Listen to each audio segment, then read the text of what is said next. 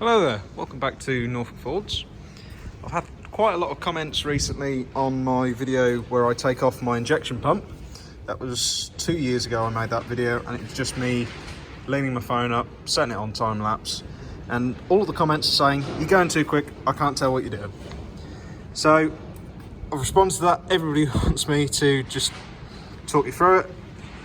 So all you need to do is swing your battery out the way, take your injector lines off at the top.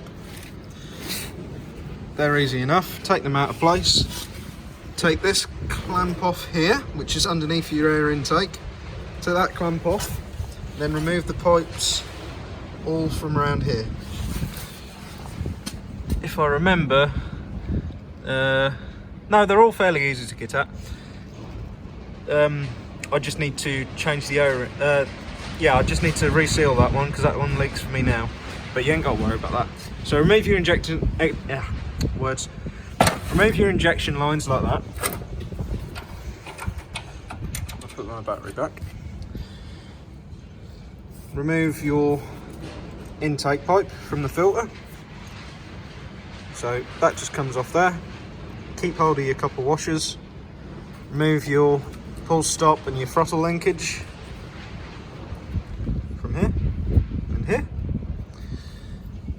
Then I would recommend taking the radiator off and all this surround, just because it makes it a lot easier, but I can totally see this being possible with all that assembly on if you don't want to go that far.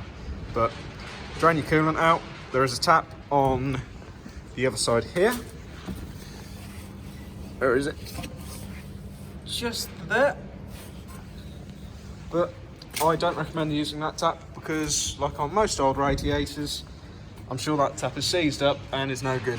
So just take your bottom hose off. Easiest way. So take your airbox off, your surround. You can leave that pipe on if that'll stay up out of the way. That's your air intake into the manifold. Take the radiator out. The radiator is bolted in underneath here with two bolts, one bolt either side, and that comes out quite easy, very manageable with one person. Then you need to take off, swing the battery out of the way again. Then you need to take off your breather pipe. This comes out of the rocker cover. Take this pipe off, just shuffle that back. It's not clamped on. Shuffle that pipe back. Then the only place this pipe is held on is this clamp here. I'm struggling to get at it. That clamp there. That's the only place that's held on. As well as at the bottom actually, so there's two places. But you'll have the radiator off for that. So take that pipe out the way. Make sure your fan's out the way as well because you've taken your radiator off.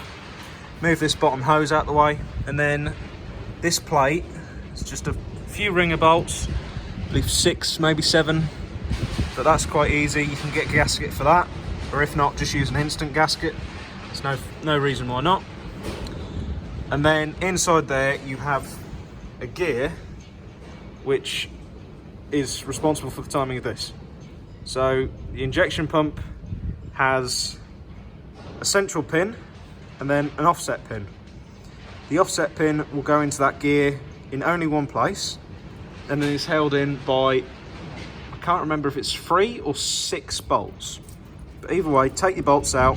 You haven't got to retime it through the timing gear because all you have to do is line those 2 pins up. Then you have to remove this pipe here. I have changed that. My original pipe in that video was the same as this one, this quite hard plastic, but now I've got a flexible rubber hose, and I cut it off because it hasn't got a clamp on it originally. It's just heat shrinked onto this banjo fitting, and you'll struggle to actually get that banjo fitting off. So you can try and get it off this end, but again that will be heat shrunk. It's exactly the same as this pipe here, just quite plasticky, heat shrunk on to the fitting, So I cut the pipe off and got a new rubber hose, because now I can actually undo that and take it off, and I haven't got to worry about it. So cut through that and worry about it when you got it on the bench. So you got your gears out, you got your cover off, you got your gear off. Now you just have to do this one, and this one at the back. So three more bolts, and then your pump is off. And it's as simple as that. Very easy to do, one person. You don't need a hand, you don't need much knowledge on how to do it. When it comes to putting it back on, the only thing different to taking it off is there should be, yes, you can just about see it there.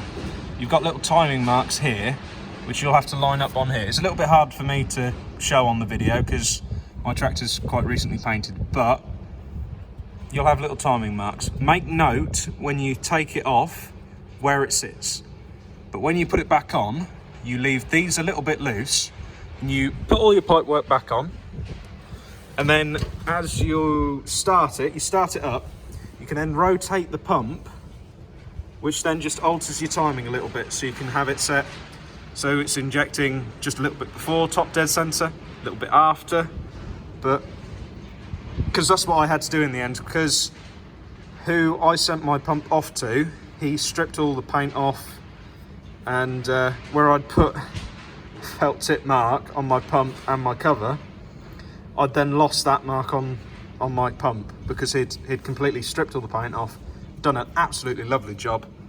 I believe he was from Boston. I can't quite remember what the company was, but I think he's gone now. He's not working anymore. But you'll easily find somebody on the internet who can refurbish these pumps. But just make a big old mental note of where you put, when you take it off, where your pump sits on these timing marks. But it's not a big deal. It's probably worth doing it anyway, and just twist that until you get the right note. So that'll be exactly the same on pretty much all the rotary pump tractors the Ford have. The Ford 3000 is pretty much identical, except the only difference is they have an inline pump instead of a rotary, but that'll effectively be the same disassembly and reassembly. So if you're new to having a tractor and you've got one like this, it's incredibly manageable to do this. Even she could do it.